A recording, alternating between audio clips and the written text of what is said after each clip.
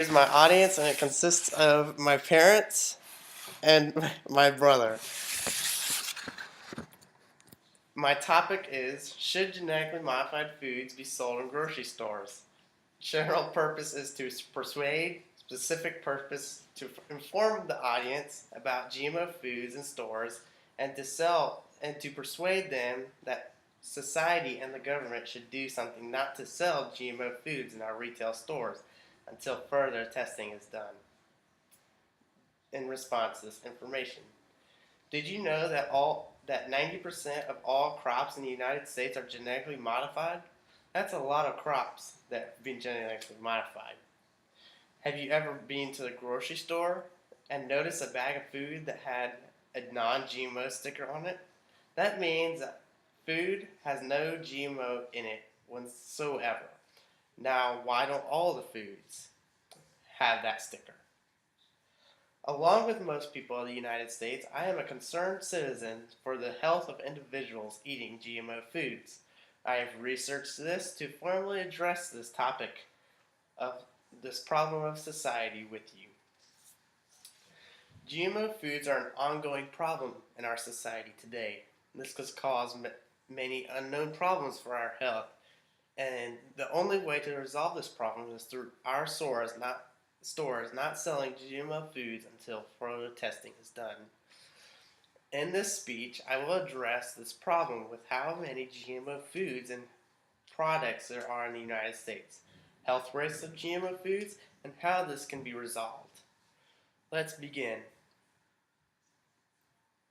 How many GMO foods are there in the United States?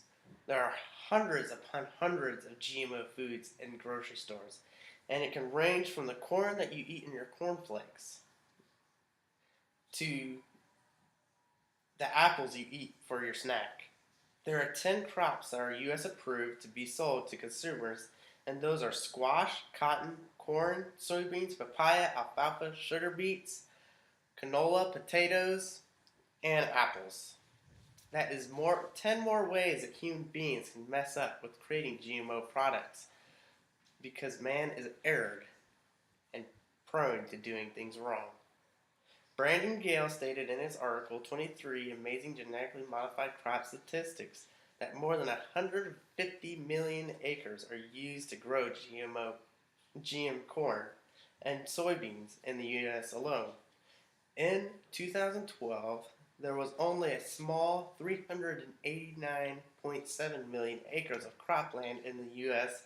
That being said, that is more than a third of all the cropland being used for GMO crops. Now let us consider the health risks due to GMO products and crops. The website Institution for Responsible Technology said in their article about health risks of GMO foods that GMO foods can cause liver problems, reproducing problems, and allergic reactions. GMO foods have also been linked to causing cancer because it produces excessive cell growth. This was experimented on rats when the scientists gave the rats the GM potatoes. After the rats ate the potatoes, the stomach lining of the rats fed GM potatoes showed excessive cell growth, a condition that may lead to cancer.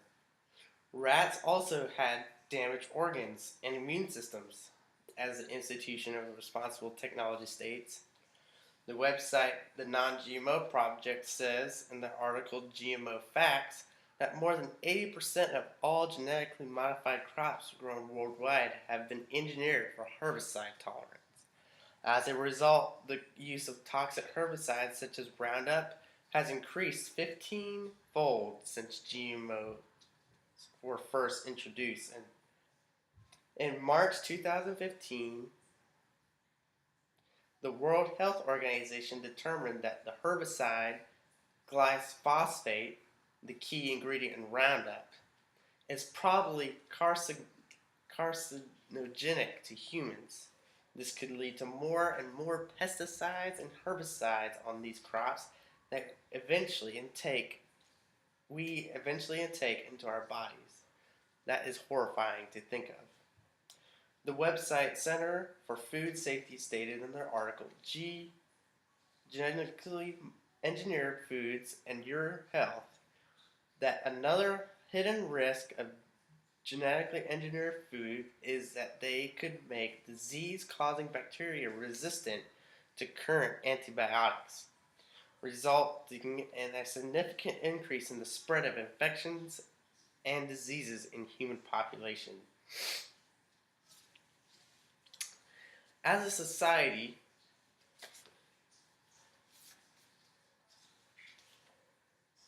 finally, how can we resolve this?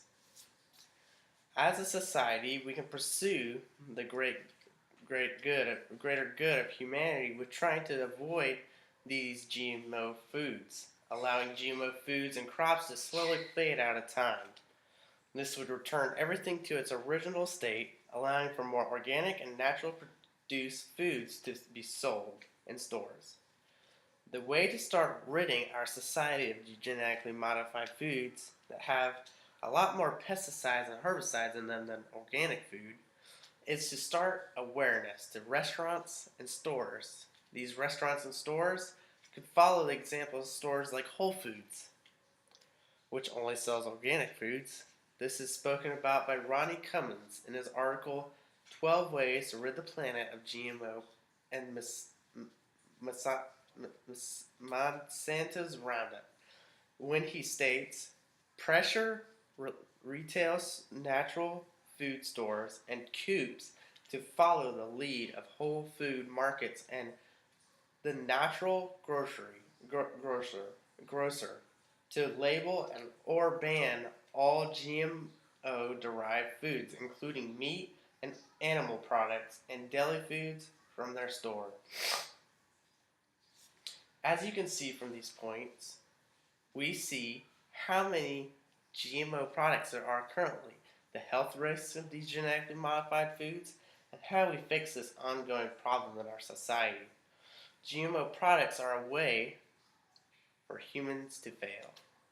We should not allow this in our society because tinkering with something that was made specific reason will leave incredible collateral damage that we are not sure of yet.